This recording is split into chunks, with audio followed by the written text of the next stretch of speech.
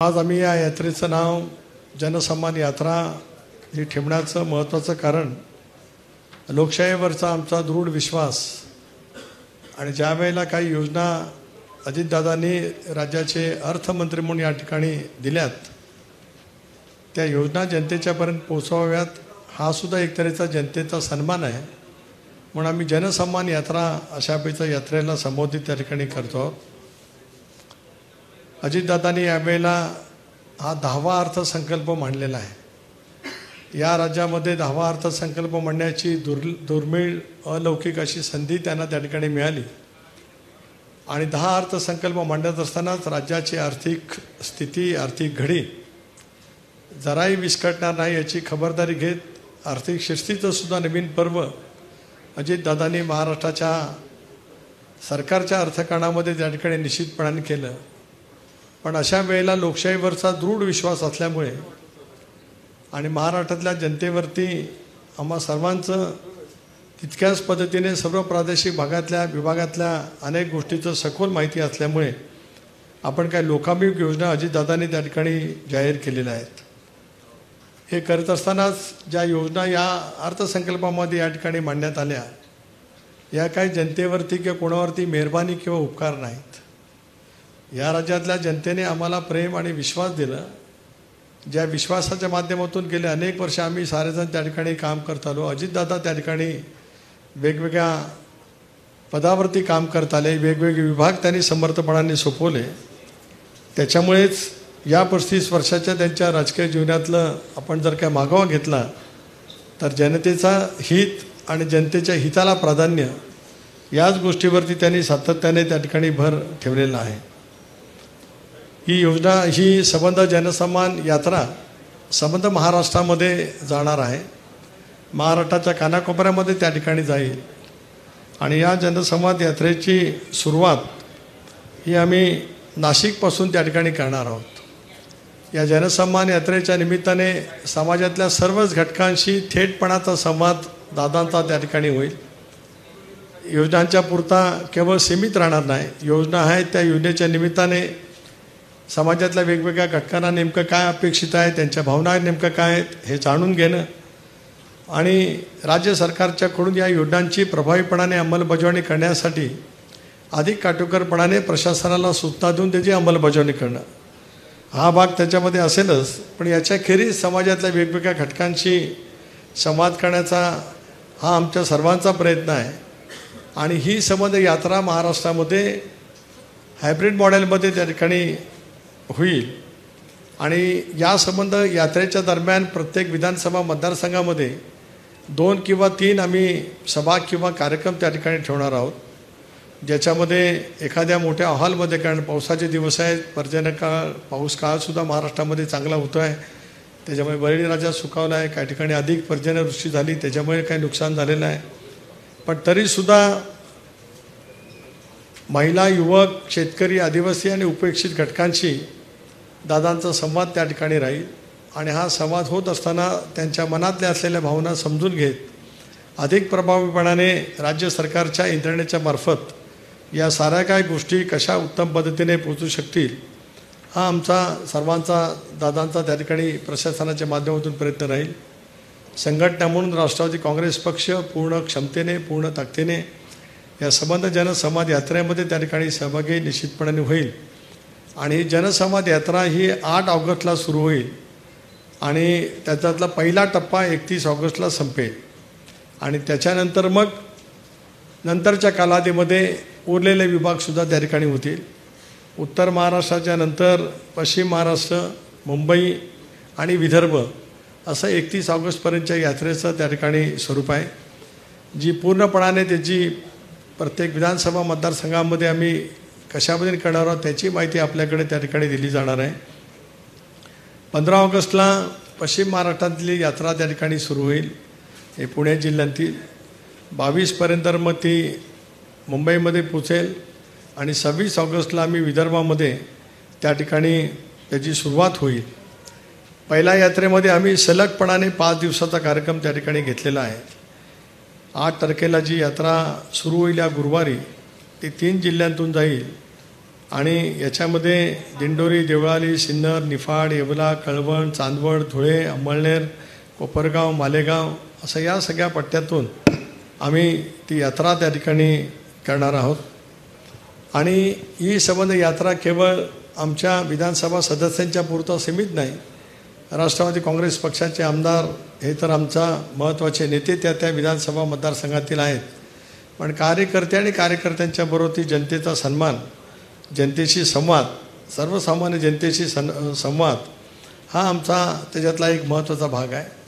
या दौऱ्यामध्ये एक प्रामुख्याने गोष्ट आम्ही ठरवलेली आहे की दौऱ्याच्या प्रत्येक दिवशी संध्याकाळी आमचे जे युतीतले मित्र पक्ष आहेत, शिवसेना आहे, भारतीय जनता पक्ष आहे, संध्याकाळच्या वेळेला काही वेळ राखून भारतीय जनता पक्ष किंवा शिवसेनेचे त्या परिसरांतील काही आमदार असतील, पक्षाचे प्रमुख, जिल्ह्याचे अध्यक्ष असतील, इतरही काही त्या पक्षाचे नेते असतील, त्यांच्याशी सुद्धा जवळपास 1 तास 1.5 तास संवाद आम्ही करत महायुतीचं सुद्धा एक सौहार्दाचं वातावरण, राज्याचे राष्ट्रवादी काँग्रेस पक्षाचे राष्ट्रीय अध्यक्ष ज्यावेळेला जातात त्यावेळेला महायुतीतील प्रत्येक घटक पक्षाशी आणि इतरही आमचे मित्रपक्ष आहेत, ज्या ज्या ठिकाणी मित्रपक्षाचा इतर मित्रपक्षांचा प्रभाव असेल, जे भारतीय जनता पक्ष आणि शिवसेना सोडून त्या ठिकाणी सुद्धा इतर मित्रपक्षांना सुद्धा आम्ही त्या ठिकाणी निमंत्रित करू, जेणेकरून त्यांच्याजवळ सुद्धा आम्हाला संवाद त्या ठिकाणी त्या निमित्ताने करता येऊ शकतो आहे. ही जी यात्रा सुरू होते आहे, ज्याचं मी आपल्याला मगाशी सांगितलं की नाशिकपासून सुरू होते आहे आणि 8 तारखेला त्याची सुरुवात दिंडोरी, देवळाली या मतदारसंघातून होईल. मग निफाड, येवला, सिन्नर अशा पद्धतीचं संबंध यात्रेचं स्वरूप त्या ठिकाणी आहे आणि ते आपल्याला सुद्धा त्या ठिकाणी आपल्याला देण्यात येईल. ही जी काही जनसन्मान यात्रा ही निवडणुकीच्या केवळ नजरेसमोर ठेवून केलेली यात्रा नाही.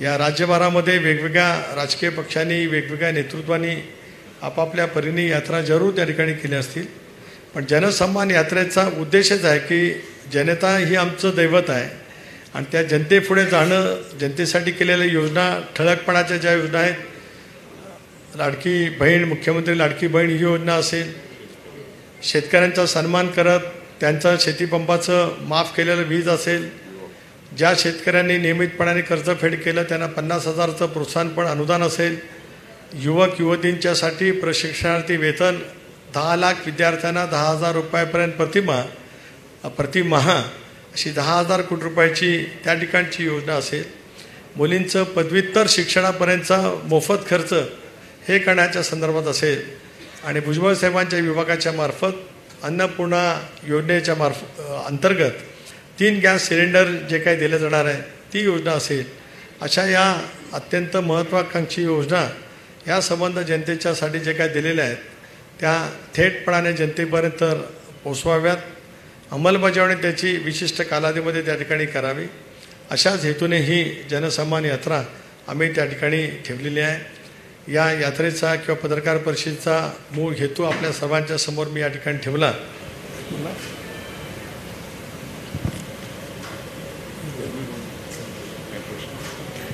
आपण काही संवाद करत असेल तर आपण करावा अशी विनंती आहे.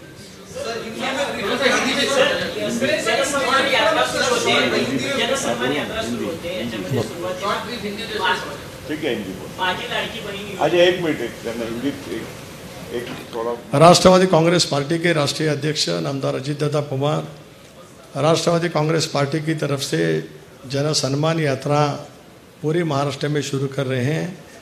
8 अगस्त से ये यात्रा की शुरुआत नासिक से वहाँ पे हो जाएगी. नासिक, नगर, धुलिया, जलगांव ये ज़िले में जाएगी. उसके बाद 15 अगस्त को वेस्टर्न महाराष्ट्र में उसकी शुरुआत हो जाएगी. पुणे से लेकर वो मुंबई तक आएंगे. मुंबई शहर, मुंबई उपनगर, ठाणा से लेकर वो यात्रा 22 अगस्त तक हम पूरी करेंगे. उसके बाद विदर्भ में ये जनसन्मान यात्रा वहाँ पे जाएगी. वो नागपुर से लेकर पूरी लगातार 5-6 दिन का प्रोग्राम हमने सब तय वहाँ पे किया है. वो आप सारे को सर्कुलेट करने की कोशिश हम यहाँ पे करेंगे. अजीत दादा ने उनकी राजकीय जीवन में 10 बजट पेश किए हैं. लगातार नहीं हो गए, कई खंडित हो गए थे, लेकिन एक महत्वपूर्ण बात आपके सामने नज़र लाने की मैं कोशिश करता हूँ।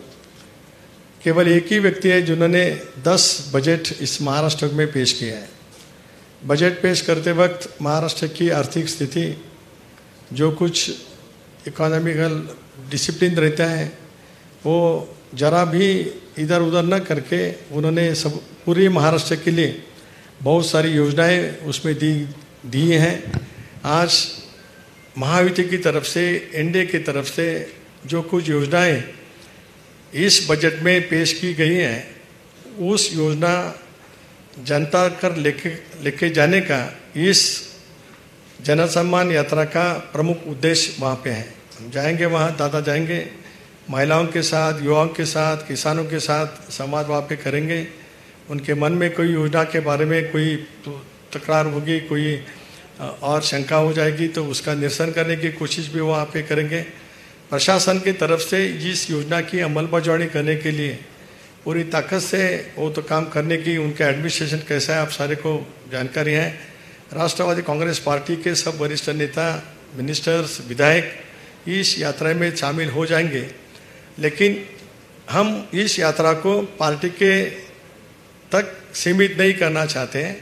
उस यात्रा के हर दिन शाम में 1 घंटा हमारे सहयोगी दल जो है महायुति के, भाजपा के हो, शिवसेना के हो, डिस्ट्रिक्ट के कोई विधायक, उनके जिले के अध्यक्ष, राज्य के कोई पदाधिकारी हो, उनके साथ भी डायलॉग करने का हमने उसमें तय किया है।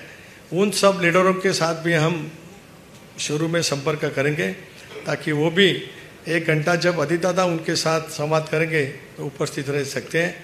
ये प्रमुख पार्टी के अलावा जो कुछ हमारे और अलायंसी पार्टियाँ हैं, उनको भी जहाँ जहाँ उनका बल स्थान है उधर भी उनके साथ हम संवाद करेंगे ताकि महायुति की तरफ से एक डायलॉग जनता के साथ जब राष्ट्रवादी कांग्रेस पार्टी की तरफ हम करते हैं, तब एनडीए के सब घटक पक्षों को भी इसमें विश्वास में लेने की हम कोशिश कर रहे हैं। योजना में आधी अजितदादांचं गुलाबी जॅकेट, त्याच्यानंतर त्या पूर्ण यात्रेचं डिझाईन किंवा थीम कलर हा गुलाबी दिसतोय। जास्तीत जास्त महिलांना, वोटर्सना आकर्षित करण्यासाठी थीम ठेवली का गुलाबी गणित काय राष्ट्रवादी? असं आहे, याच्यातलं वेगवेगळ्या वेळेला उत्तरं देऊन झाली। स्पष्टपणाचं आहे की आम्हाला जनतेपर्यंत पोहोचायचं आहे।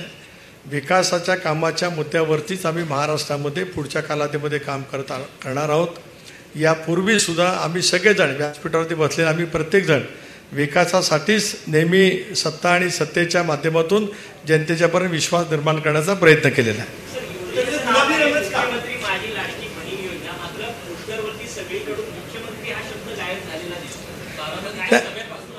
असं काही वेगळं वाटण्याचं काही कारण नाही त्याच्यामध्ये।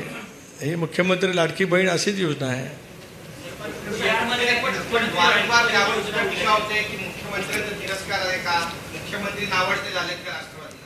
आपल्या मनामध्येच ही शंका आहे, जनतेच्या मनात कोणाच्या मनात शंका नाही।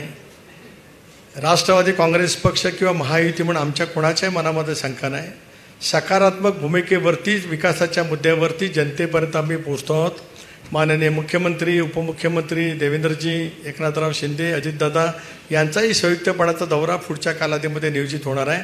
आजच्या पत्रकार परिषदेच्या माध्यमातून आम्ही ही जी काही जनसन्मान यात्रा जी अभूतपूर्व आहे, जी महाराष्ट्राच्या इतिहासात पहिल्या प्रथम वेगळा विषय घेऊन जाते आहे, त्या संदर्भात आपल्याजवळ हितगुज करतो।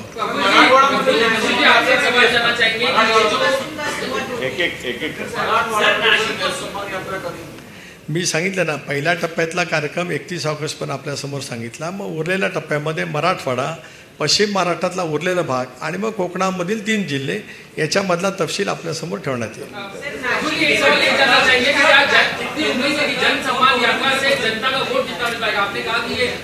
देखो, वोट के लिए हम तो काम नहीं करते हैं। लोगों के साथ जाना, लोगों से साथ जुड़ना, वो तो हमारी राष्ट्रवादी कांग्रेस पार्टी की खासियत है। लगातार 30-35 साल यहाँ बैठे हुए सब नेता जो हैं, उनके लोगों के साथ अच्छा तरीके का संवाद है।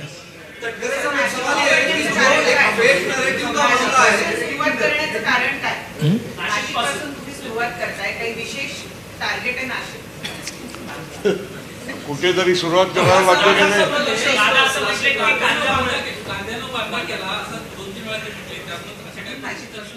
या राज्यात जनसन्मान यात्रेची सुरुवात कुठून तरी होणार हे अभिप्रेत होतं, पण नाशिकच्या ऐतिहासिक भूमीमधून आम्ही सुरुवात करतो आहोत. या देशामध्ये सर्वाधिक कृषी औद्योगिक क्षेत्रामध्ये उत्तम पद्धतीने काम करणारा तो जिल्हा आहे. निर्यातीमध्ये सुद्धा या जिल्ह्याचं उत्पादन खूप मोठं आहे. त्या जिल्ह्यावरती आमच्या सर्वांचं प्रेम आहे आणि त्या जिल्ह्याचे प्रमुख नेते भुजबळ साहेब त्या जिल्ह्यातील आहेत. एबीपी माझा, उघडा डोळे बघा नीट.